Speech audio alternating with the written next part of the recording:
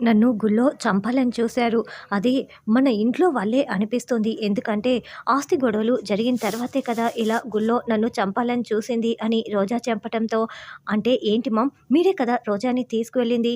జాగ్రత్తగా చూసుకోవాల్సిన అవసరం లేదా అని అరుణ్ నిలదీస్తూ ఉంటే, రోజా ఏమైనా చిన్న పిల్లనా చేయి పట్టుకుని చంకలో పెట్టుకు తిరగటానికి, అయినా మేమెందుకు చేస్తాము, మేమేం చేయలేదు అని రమాదేవి ఎంత చెప్తున్నా కూడా, నా రోజాకి, నా ప్రాణమైన రోజాకి ఏమైనా కావాలి, ఈ ఇండ్లు 2 ముక్కలైపోతుంది.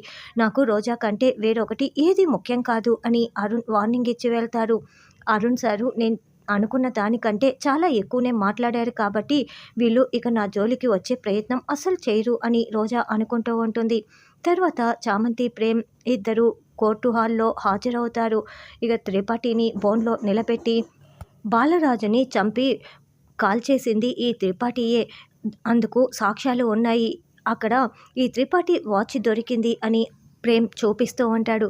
ఈ వాచ్ నాది కాదు అని త్రిపాఠి తప్పించుకునే ప్రయత్నం చేస్తుంటే, అయితే యువర్ ఆనర్, ఒకసారి త్రిపాఠి గారిని ఈ వాచ్ పెట్టుకోవాల్సిందిగా కోరుతున్నాము అని ప్రేమ్ చెప్పటంతో, చేసేదేమీ లేక త్రిపాఠి ఆ వాచ్ పెట్టుకోగానే వెల్కమ్ త్రిపాఠి అని అతనిదే కాబట్టి వాయిస్ వినిపిస్తూ ఉంటుంది. ఇలా దొరికిపోయాడేంటి అని ఇంకొక లాయరు చాలా టెన్షన్ పడుతూ ఉంటాడు. కానీ ఈ వాచ్ పోయిందని నేను 4 రోజుల క్రితమే కంప్లైంట్ కూడా ఇచ్చాను అని త్రిపాఠి అంటాడు.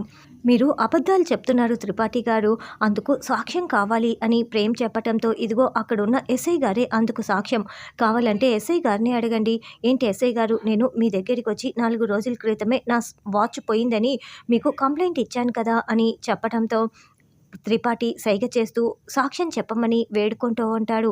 అందుకు తగ్గట్లుగానే ఎస్ఐ, అవును, ఇతను నా దగ్గరికి వచ్చి కంప్లైంట్ ఇచ్చారని అతను దొంగ సాక్ష్యం చెప్పడంతో చామంతి, ప్రేమ్ టెన్షన్ పడుతూ ఆలోచిస్తూ ఉంటారు. మరి ఇప్పుడు ఎలా త్రిపాఠికి శిక్ష పడేలా చేస్తారన్నది రానున్న ఎపిసోడ్లో తెలుసుకుందాం.